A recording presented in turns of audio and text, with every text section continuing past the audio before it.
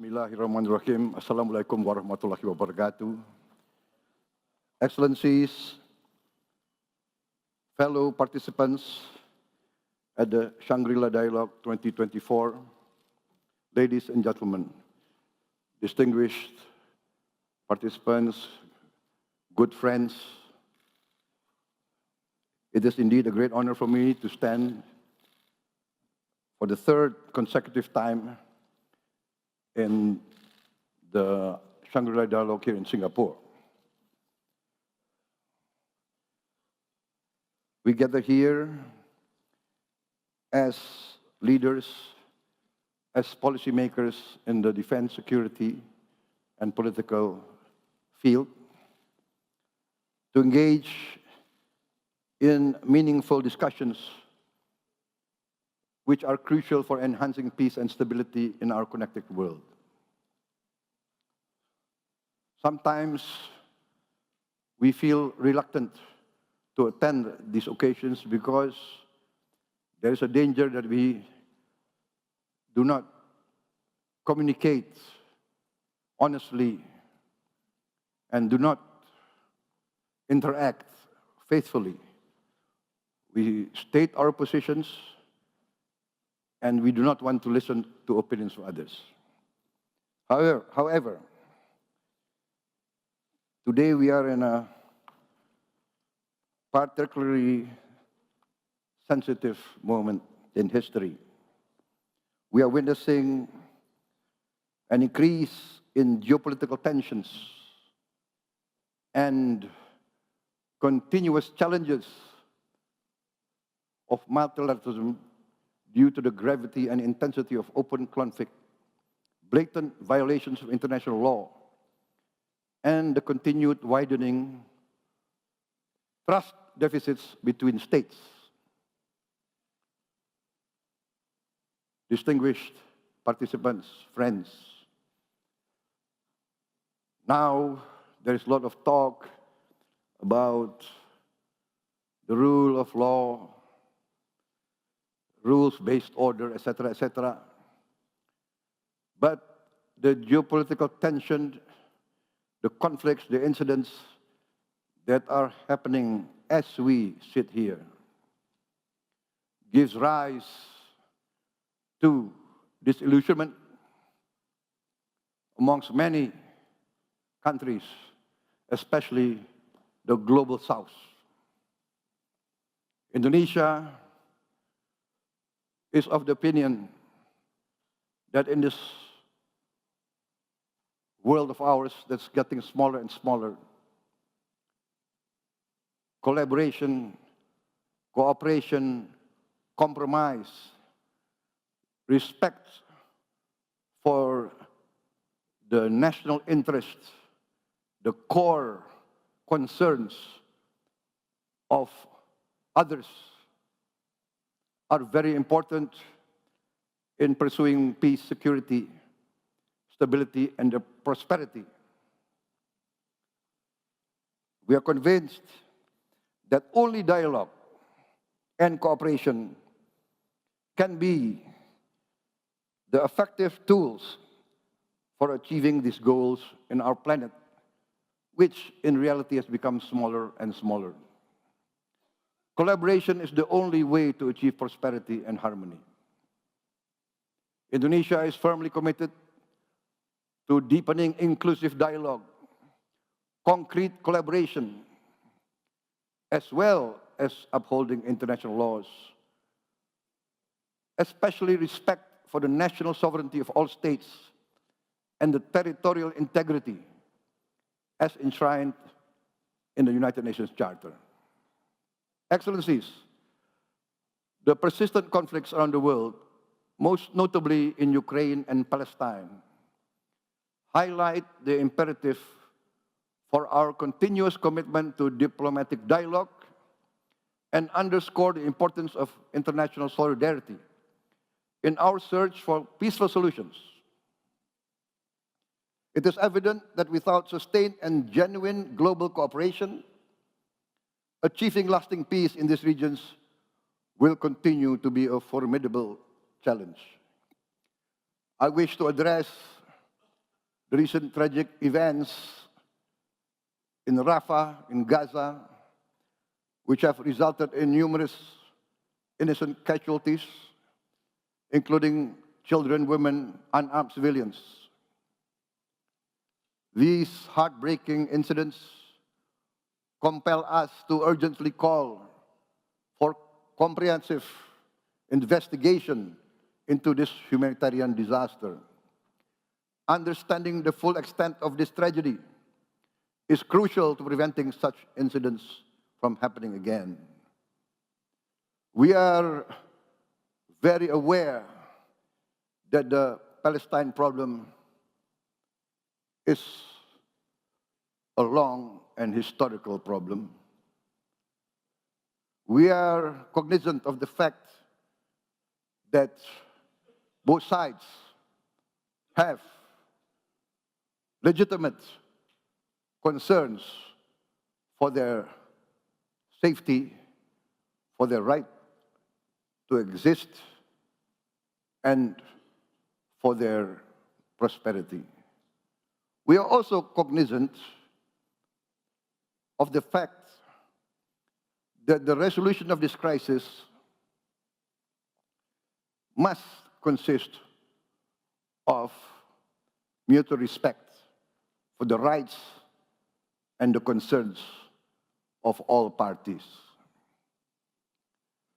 There cannot be a single narrative that is legitimate, as is often been repeated. Indonesia calls for a just solution to the problem, and that means the right of not only Israel to exist, but also the right of the Palestinian people to have their own homeland, their own state, living in peace. I would like now to comment on the most recent developments in the region. Why this is important for us? Because Indonesia is part of the Islamic world. Although physically we are not of the region, but what happens in the Middle East, what happens in Gaza, affect the concern of the Indonesian people. Regarding the most recent development that we have just noted, that we have just heard, that is the most recent announcement by President Biden of the United States of America on comprehensive proposals for a ceasefire in Gaza. Although we have to further study the details of this proposal put forward and announced by President Biden, we do view this proposal as an important right step in the direction that we have to go. We view this as an important step forward. We are very pleased of news reports that representatives of Hamas has also voiced a positive response to these proposals. I would like also to express today Indonesia's commitment to support a comprehensive and permanent ceasefire as an important step towards a real and lasting solution, towards real peace between Israel and Palestine, and thus real peace in the region. It has been our conviction, along with many other states in the world today, that the only real solution to a lasting peace and security for both Israel and Palestine is a two-state solution. Indonesia supports all efforts and all measures that can fasten the progress towards that final two-state solution. In the meantime, we are prepared to do whatever we can to provide humanitarian assistance, as well as, when needed and when requested by the United Nations, we are prepared to contribute significant peacekeeping forces to maintain and monitor this prospective ceasefire, as well as providing protection and security to all parties and to all sides. We are also prepared to immediately send medical personnel to operate field hospital in Gaza with the consent and agreement of all sides. We are in discussions with our partners to expedite the deployment of this medical personnel. Indonesia also is very willing to evacuate and treat wounded Palestinian civilians and those needing hospital care in Indonesian hospitals. President Joko Widodo has instructed me to announce that we are ready to evacuate, to receive, and to treat with medical care up to 1,000 patients in the immediate future. This positive move towards a comprehensive peace, towards a permanent ceasefire, in the active and effective pursuit of a lasting solution to the Palestinian problem, must be supported by the whole international community. Let us work together towards that goal. In the interest of all sides, we must do our best to achieve a real and lasting solution. 1 year ago, in the last Shangri-La Dialogue that I attended, I also proposed an immediate ceasefire, a cessation of hostilities in place in the Ukrainian situation. Since that time, many thousands more lives have been lost on both sides, including many, many innocent civilians. After 1 year, I'm still convinced that my proposal remains logical, relevant, and necessary. Necessary as an intermediate solution to this difficult, dangerous, one might even say potentially disastrous situation in the Ukraine. Yes, Indonesia is far from the region, but we view with deep sadness the humanitarian suffering, the geopolitical and economic ramifications that has impacted the whole world, and yes, has impacted our own region. And of course, let us, as citizens of this world, citizens of this smaller planet, never lose sight of the dangers of escalation, the dangers of miscalculation, the danger of not understanding your adversary, of underestimating his legitimate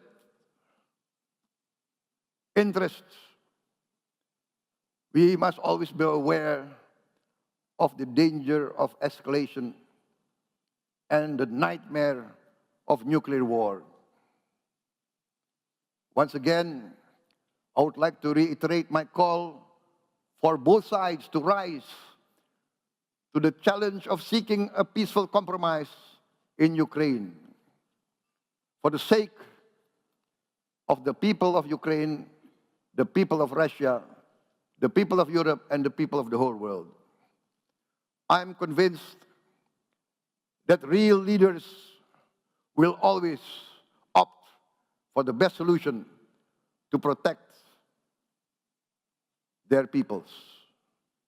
Ladies and gentlemen, in regard to our own region, the Indo-Pacific, especially Southeast Asia, we will always work towards collaboration, compromise, and cooperation.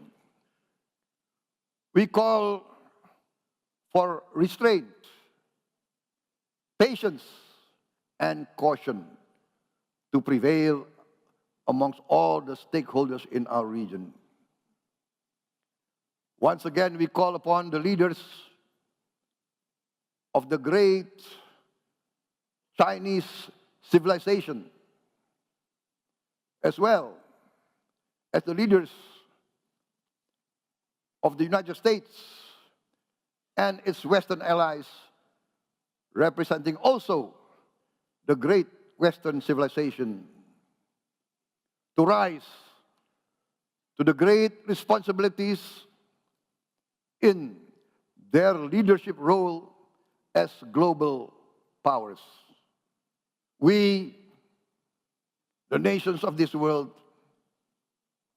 depend and rely and demand the wisdom, the statesmanship, and the benevolence of the great powers. We are convinced that the leaders of the great powers can coexist with each other, can cooperate, can collaborate in the pursuit of the common good of humanity. Great power, with great power comes great responsibilities. Our world has become smaller. Science and technology has given us the opportunity to better the livelihood of our peoples. But also, without wisdom, without benevolence, without goodwill, science and technology can also quickly bring disaster and catastrophe to our world. Nationalism must be balanced by humanity. Patriotism must be tempered by wisdom and respect for all fellow citizens of the world. Let us work towards that common good. Thank you very much.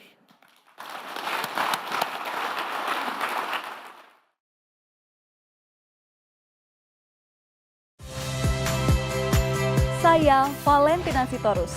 Saksikan program-program Kompas TV melalui siaran digital, pay TV, dan media streaming lainnya. Kompas TV, independen, terpercaya.